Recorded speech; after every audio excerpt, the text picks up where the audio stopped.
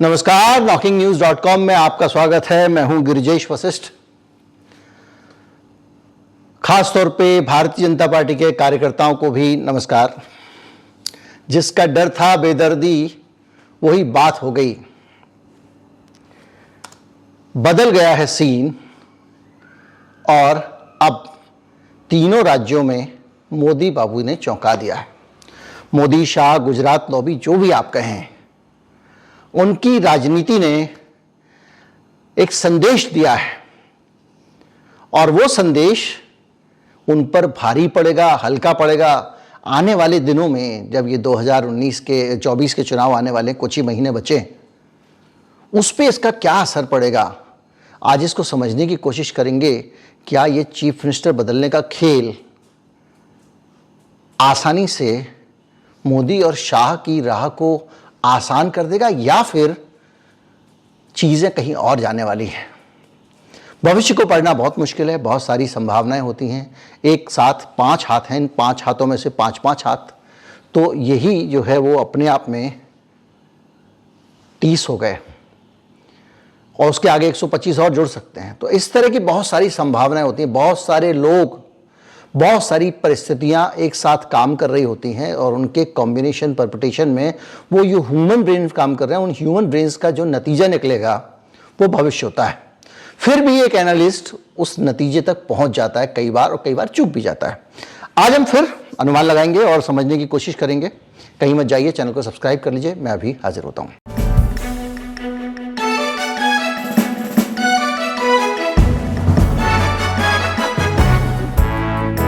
आखिरी स्टेट बचा था तीसरा, जिसका कि नाम राजस्थान है, और इसको लेकर बड़ी खबरें आ रही थी कि वसुंधरा अड़ी हुई हैं। उन्होंने अपने बहुत सारे विधायकों को इकट्ठा कर लिया है और वो बगावत पर उतारू हैं और मोदी शाह को झुकना पड़ सकता है या नहीं झुकना पड़ सकता है। क्या वसुंधरा को ही सीएम बनाया जाएगा या कोई और बनेगा? लेकिन एक पूरा बैकग्राउंड था। पूरे चुनाव के बीच में वसुंधरा लगातार सीना तानकर खड़ी रही मोदी शाह के सामने। ये लोग उन्हें तरह तरह से परेशान करते रहे, उनको साइडलाइन करने की कोशिश की गई। पहला दौर निकल गया, उनके लोगों को टिकट नहीं। दूसरा दौर निकल गया, उनके लोगों को टिकट नहीं। वो खुद भी प्रचार में शामिल नहीं, उनको किसी कमेटी में नहीं लिया गया।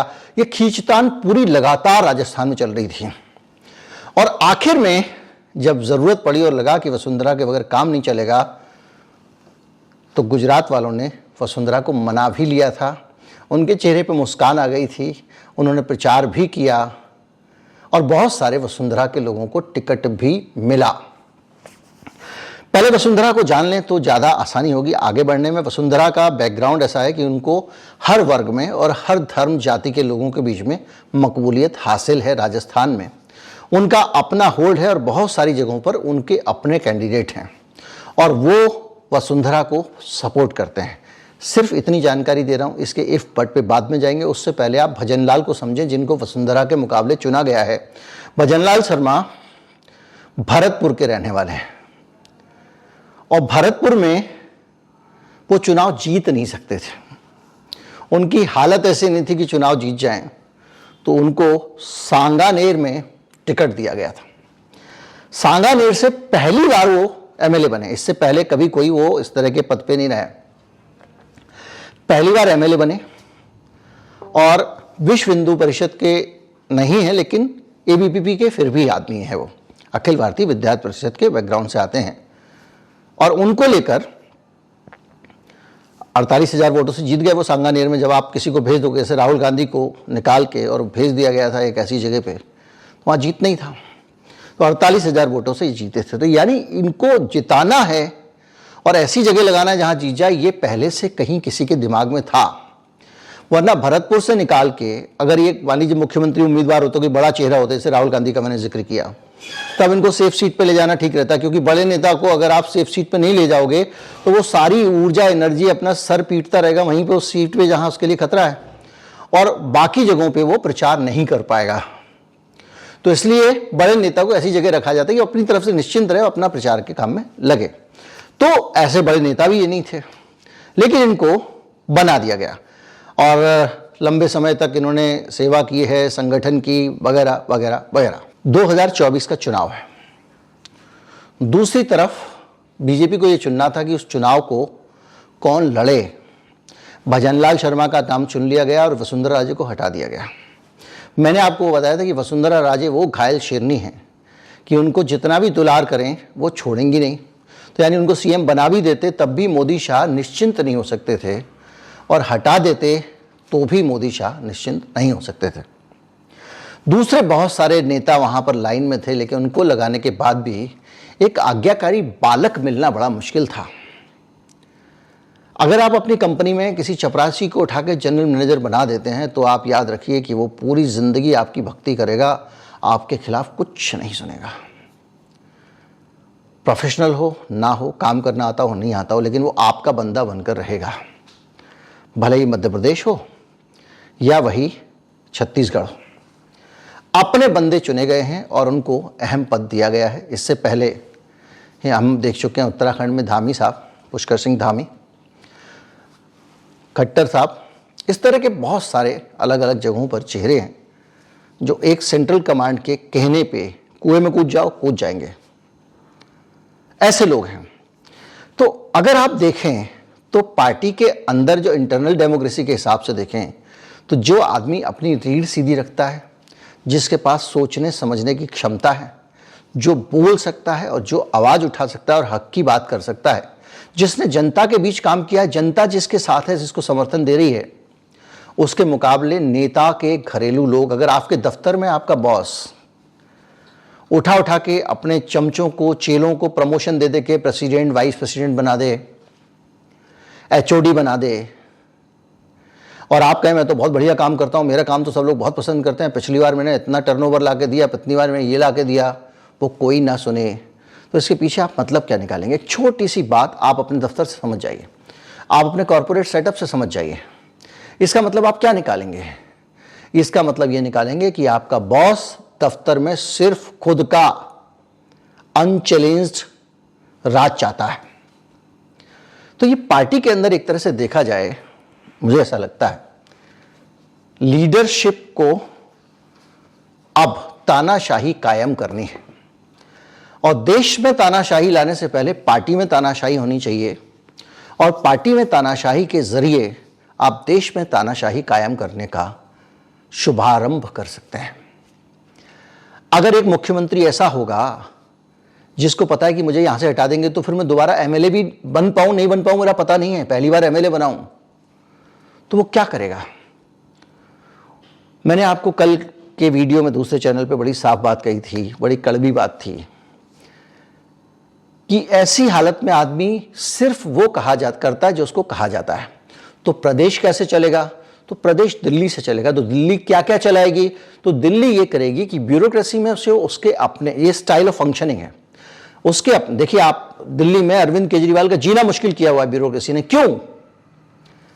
वहां से, केंद्र से जो ब्यूरोक्रेटिक लोग हैं, उसमें ऐसे ऐसे लोगों का सब जगह डिप्लॉयमेंट हो रहा है जो केंद्र के एजेंडे को आगे ले जाए।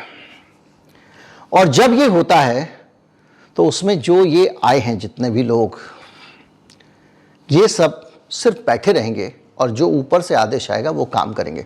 ऊपर से आदेश आएगा, वो आएगा ऐसे गुमनाम चेहरों से जो उनको सलाह दे रहे हैं इन राज्यों के बारे में, दूसरी चीज़ों के बारे में जो इनपुट्स आ रहे हैं। तो एक पूरा ऐसा ट्री या ऐसा सेटअप बन गया जिसमें राजस्थान, अभी तक तो हम समझते थे कि राजस्थान ऐसा प्रदेश है जिसमें अलग अलग क्षेत्र में अलग अलग नेताओं का प्रभाव है, तो वहाँ पे ऐसे केंद्र का कोई अपॉइंटी रख देंगे तो उसको सारा प्रदेश तो स्वीकार नहीं करेगा ना। मध्य प्रदेश भी इतना बड़ा है, ये भी समझते थे कि ये हरकतें वहाँ नहीं हो सकती, छत्तीसगढ़ में समझ में आता था, लेकिन उन्होंने कर दिया है। तो इन्होंने कर दिया है तो इसका एक मतलब समझिए, जो एक समझने की हमको ज़रूरत है, वो ये है कि अब एक यूनिफॉर्म कमांड इन्होंने अपने हाथ में ले लिया स्टेट की। चूंकि इन्होंने एक ऐसा स्टेट चलाया है जिस स्टेट में यूनिफॉर्म कमांड का सिस्टम चलता है, गुजरात में चलता रहा है, और इनके बाद भी इन्होंने चलाया, वहाँ पे उसी तरह के लोग अपने एक के बाद एक बिठाए गए हैं, आनंदीबेन पटेल से लेके आज तक। हरियाणा में खट्टर साहब हैं।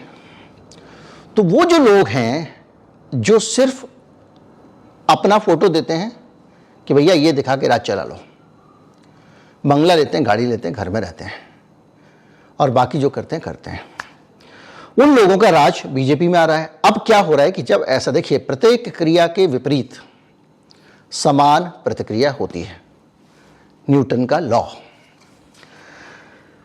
तो ये जो हो रहा है इसके खिलाफ अगर आपको ये लगता है कि इन राज्यों में कोई प्रतिक्रिया नहीं होगी तो उसकी अपेक्षा करना गलत है। लेकिन प्रतिक्रिया कहां होगी? शिवराज सिंह चौहान अपना स्टाइल है, फोटो एक आ गया, लाडली बहना उनसे लिपट लिपट के रो रही हैं मामा से।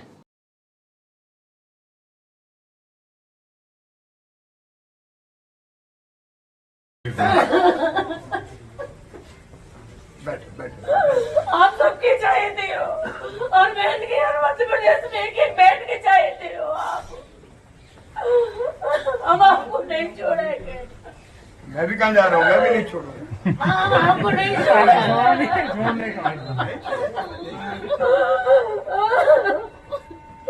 वो वाली बात नहीं है, लेकिन बात जी है कि आपने इतनी मेहनत की और आपने हमने आपके लिए, बहनों ने आपको चुना है, आपको वोट दिया था भैया।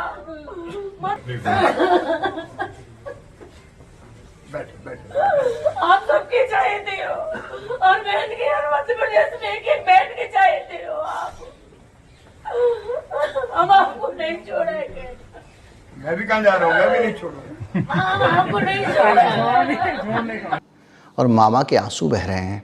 मामा एक बार भी अपने मुंह से यह नहीं कह पा रहे हैं कि मैंने ही प्रपोज किया है नाम, चिंता मत करो, जो हमने नए आपको दिए हैं मुख्यमंत्री वो लाडली महिला योजना जारी रखेंगे। इतना कहने का साहस नहीं है शिवराज सिंह का। लेकिन वो चुपचाप 18 साल काम करने के बाद उनको रिटायर कर दिया जाता है, चुपचाप बर्दाश्त कर लेते हैं। क्यों कर लेते हैं? वो ये सवाल नहीं पूछते कि भाई 3 बार चीफ मिनिस्टर रहने वाले मोदी जी 3 बार प्राइम मिनिस्टर रहने का सपना क्यों देख रहे हैं, और आप देख सकते हो तो मैं क्यों नहीं देख सकता हूं। वसुंधरा राजे ये सवाल पूछ सकती हैं और उन्होंने पूछा तो भी अब उनको उस बोतल में डाल दिया गया। अब मसला ये आया कि 24 में क्या होगा। क्या इस तरह से हर जगह, वहां पे रमन सिंह हैं, दूसरे लोग हैं, इनकी जो आत्माएं हैं वो क्या इस सब को स्वीकार कर लेंगी, अपमान का झूठ सहकर बैठ जाएंगी? दो पहलू हो सकते हैं। एक तो ये हो सकता है कि नेताओं की जो चमड़ी होती है ना बहुत मोटी होती है। शिवराज सिंह अच्छी तरह से जानते हैं कि इन्होंने 18 साल में जो कुछ इकट्ठा किया है अपने आसपास, वो सिर्फ जन समर्थन ही नहीं है, बहुत सारे कार्यकर्ता ही नहीं है। एक बात याद रखिए, पॉलिटिक्स में जिसके पास शहद होता है मधुमक्खियां वहीं पहुंचती हैं। शिवराज सिंह के पास राज नहीं रहेगा तो 1 साल बाद कितने लोग शिवराज सिंह के साथ रहेंगे या शिवराज सिंह के लिए मरेंगे, इसकी कल्पना आज नहीं की जा सकती। पार्टी के अंदर तो रहेंगे या नहीं रहेंगे इसकी कल्पना आप 3 महीने बाद भी नहीं कर सकते हो, भाग जाएंगे सारे। अभी से उन्होंने वो नए मुख्यमंत्री के आसपास सेटिंग वेटिंग करनी शुरू कर दी होगी। तो सेटिंग क्यों करते हैं? तो मैं बात करता शिवराज सिंह की जन समर्थन की कमाई, ये अस्थाई है। और इसके दम पर शिवराज सिंह अगर युद्ध करने चले तो भैया कल्याण सिंह को याद कर लीजिए, उमा भारती को याद कर लीजिए, बार बार लोग याद दिला रहे हैं। बीजेपी का कार्यकर्ता अपना फायदा देखेगा, सरकार की तरफ जाएगा, शिवराज सिंह की तरफ जाएगा। कौन किसी के लिए शहीद होने वाला है? आदमी उंगली कटाने को तैयार नहीं, और एक मुहावरा है कि कटी उंगली पे मुतने को तैयार नहीं। वो शिवराज सिंह के लिए क्यों लड़ेगा? पहली चीज। और वो शिवराज सिंह के लिए लड़े इसलिए इनके अंदर भी तो एक लीडर वाली चीज होनी चाहिए। जोश की बातें करें, अपनी टीम में जोश भरें, बदलाव का सपना दिखाएं। वो एक अलग चीज होती है, अलग धातु होती है, अलग लकड़ी होती है जिसका इंसान बना होता है। एक तो उसका अभाव, उससे भी दूसरी बात ये कि जो केंद्र का नेतृत्व है ना, वो नेतृत्व जानता है कि आपको कैसे झुकाना है और कैसे घुटनों पे चलाना है। उसके पास सबके डोजियर हैं, सबकी ईडी हैं, सीबीआई हैं, इनकम टैक्स है, और तो और ठोकने पीटने कूटने के लिए भी इंतजाम है। और आप जानते हैं मध्य प्रदेश का बच्चा बच्चा जानता है कि किस नेता के परिवार के कितने ठेके हैं, कौन सा हाईवे किस नेता ने बनाया है, उस हाईवे में कहाँ क्या खेल हुआ है, किसने किसकी कितनी मदद की है। तो ये जो सैकड़ों करोड़ हजारों करोड़ के जो कांड है ना, वहाँ के रेत खनन का जो माफिया चलता है, उसमें किस नेता का कौन सा माफिया है, इसकी जानकारी अगर मध्य प्रदेश की जनता जानती है तो ऊपर केंद्र में मोदी शाह भी जानते हैं। ज़्यादा फूं फां करेंगे, फूटकार चीतकार करेंगे तो इनके घर पे भी फाइल लेकर पहुंच जाएंगे और कुछ लोग नोट की मशीन लेकर 350 400 करोड़ हो गए, इतने करोड़ हो गए करके गिन रहे होंगे, जैसे वो नेताजी के गिन रहे थे। नेताजी का तो शराब के ठेकों का कारोबार है, पूरे राज्यों पे उनके शराब के कारोबार, तो वो एक बहाना हो सकता है भैया हमारे पास में कैश आता था। जो खनन माफिया से कैश आता है उसका कोई बहाना भी नहीं हो सकता। आपको पता है रेतों की खदान की, जिनको नहीं पता बता दूं, सुनसान नदी है, सन्नाटा है। रात को जैसे ही अंधेरा छुपता है वहां पूरा एक शहर बस जाता है। खंबे गड़ जाते हैं, उन पर स्ट्रीट लाइट लग जाती हैं, वहां पे प्रॉपर जनरेटर होते हैं, बंदूक लेकर पहरेदार होते हैं और वहां से ट्रक भरे जाने शुरू होते हैं और ट्रक रातों रात निकाले जा रहे होते हैं और सुबह होते होते सब कुछ सामान्य हो जाता है। रेत में उन गड़े हुए खंभों के निशान भी नहीं होते हैं। और इस तरह का हर शहर में, हर नदी के आसपास कुछ ना कुछ चलता रहता है। ये सारा पैसा और ये सारा कारोबार बगैर नेताओं की मर्जी के नहीं होता। तो शिवराज सिंह चौहान ऐसे हैं, ये मैं कहने की बजाय ये कहूँगा कि ज़्यादातर नेता ऐसे होते हैं, हो सकता है वो भी हों, तो उनकी हिम्मत नहीं है कि आवाज़ उठा लें। अभी तो सीएम की कुर्सी गई है, अगर चरणों में रहेंगे तो हो सकता है कि अभी जनवरी में राष्ट्रीय अध्यक्ष का चुनाव हो बीजेपी के और उनको बना दिया जाए या उनको कोई और इज्जतदार जगह मिल जाए। लेकिन कुछ किया तो ऐसा ना हो कि रायता हो जाए। दूसरा होता है एक अंदर की नियत, जज्बा, उसके तहत ये होता है कि भाई 24 का चुनाव आ रहा है और जो भी हो जाए मैं इनको हरा के मारूंगा। इन्होंने मेरे साथ गलत किया है, मैंने अपने नाम पे चुनाव जिताया, अपने समर्थन पे चुनाव जिताया, महिलाओं ने मेरे लिए निकल के वोट डाला और इन्होंने मेरे साथ ये किया, मिट जाऊंगा लेकिन मिटा के छोड़ूंगा। तो वो अगर स्पिरिट हो तो वो मुझे शिवराज सिंह में नहीं लगती है, मेरी अपनी राय। अब हम राजस्थान आ जाते हैं। वसुंधरा के पास वो ताकत है, वो जज्बा है, वो हिम्मत है और वो आंखों में आंखें डाल के बात कर सकती हैं और करती रही हैं।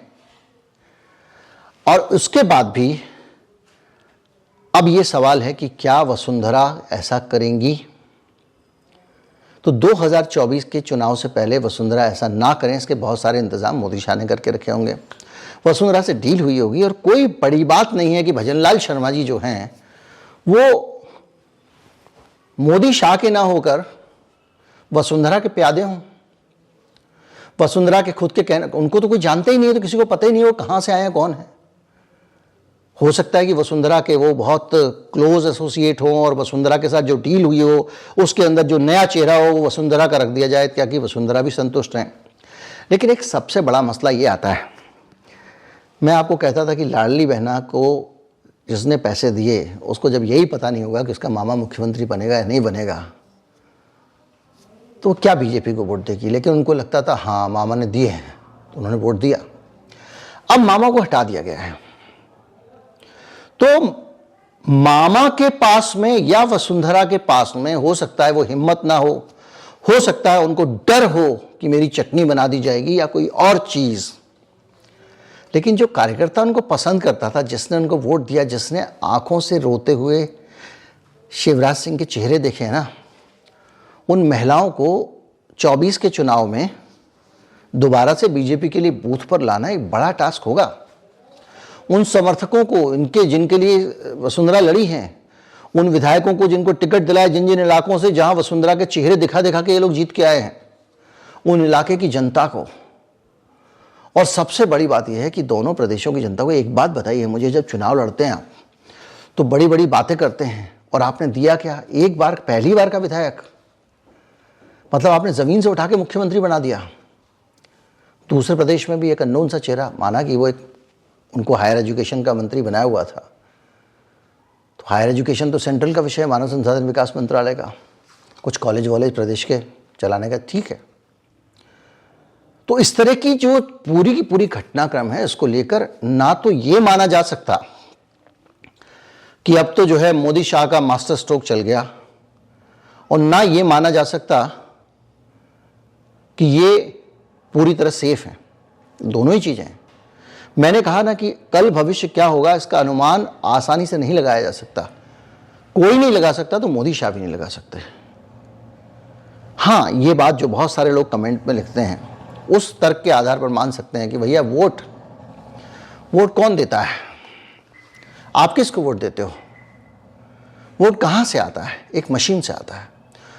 उस मशीन के अंदर अगर वोट कहीं जाए तो वही जीतेगा। अब वो मशीन रिग हो रही है, नहीं कर रही है, इस बारे में कुछ कहना मुश्किल है, लेकिन इस देश में बड़े स्तर पर लोगों की ये राय है। तो अगर ऐसी स्थिति है तो वसुंधरा को बिठाओ, किसी को बुलाओ, बिठाओ, भजनलाल जी को बिठाओ, काले भूत जी को बुलाओ, बिठाओ, किसी को बिठा दो, लेकिन इस पूरे मामले में उन्हीं को जीतना है। पर एक निकट भविष्य में आने वाले समय को लेकर अगर आप थोड़ा सा सोचें, हम किस तरह की राजनीति में आ गए हैं। वो आदमी नेता नहीं है जिसको जनता ने वोट दिए हैं, वो आदमी मुख्यमंत्री नहीं बन रहा है जिसको जनता ने वोट दिए हैं। ऊपर बैठा हुआ कोई एक आदमी तय करता है। जैसे कि बहुत सारे देशों में प्रधानमंत्री कौन हो, ये भी कहीं बाहर बैठा हुआ एक सुपर पावर तय करती है। लोगों को क्या दवाएं खानी हैं वो सुपर पावर तय कर रही है। लोग कहाँ जाएं ये सुपर पावर तय कर रही है। कब मर जाएं, कब जी जाएं, ये भी कुछ सुपर पावर तय करती हैं।